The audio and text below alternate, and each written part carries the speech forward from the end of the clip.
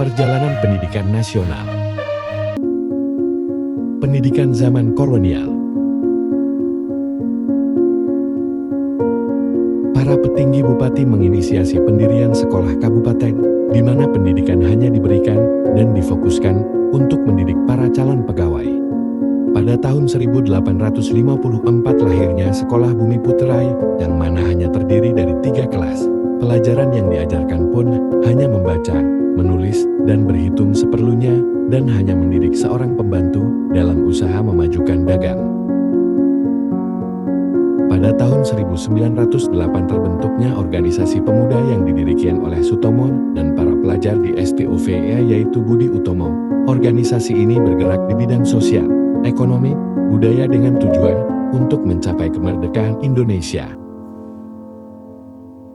Pada tahun 1912 Kartini mendirikan sekolah untuk wanita Jawa yang bertujuan untuk memberikan pendidikan dan keterampilan kepada mereka sehingga dapat mengejar karir dan menjalani kehidupan mandiri. Dengan adanya sekolah tersebut membuka jalan bagi pendidikan perempuan di Indonesia. Pendidikan pada masa kemerdekaan. Sistem pendidikan di Indonesia pada awal kemerdekaan pada dasarnya melanjutkan apa yang dikembangkan pada zaman pendudukan Jepang. Sistem yang dimaksud meliputi 3 tingkatan, yaitu pendidikan rendah, menengah, dan tinggi. Pendidikan rendah adalah sekolah rakyat SR 6 tahun. Pendidikan sekolah menengah terdiri dari sekolah menengah pertama dan sekolah menengah tinggi. Pendidikan Orde Lama. Pada masa Orde Lama tidak jauh berbeda dengan masa sebelumnya, namun pada pendidikan zaman Orde Lama ini pemerintah mengadakan revolusi dalam bidang pendidikan, di mana sistem pendidikan yang semula banyak dipengaruhi oleh corak Jepang dan Belanda kemudian diubah disesuaikan dengan budaya Indonesia.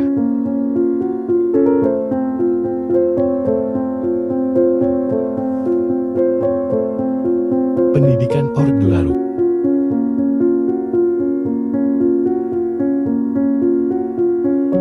Masa Orde Baru dipimpin oleh Soeharto pada tahun 1968 sampai tahun 1998 dalam bidang pembangunan pendidikan, spesialnya pendidikan dasar.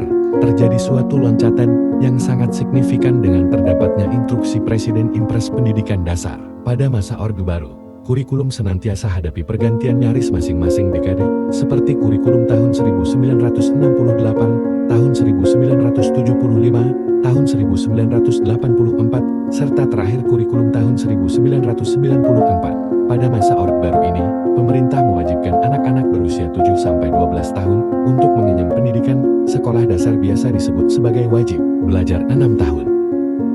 Pendidikan era reformasi. Pendidikan pada zaman reformasi, terutama di Indonesia, mengalami sejumlah perubahan signifikan. Era reformasi di Indonesia dimulai pada tahun 1998 setelah jatuhnya rezim otoriter Orde Baru yang dipimpin oleh Presiden Soeharto. Berikut adalah beberapa hal yang terjadi dalam dunia pendidikan selama zaman reformasi di Indonesia.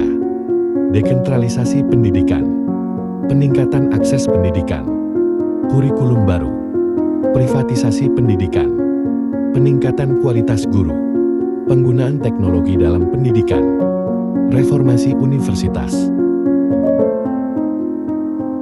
Terima kasih.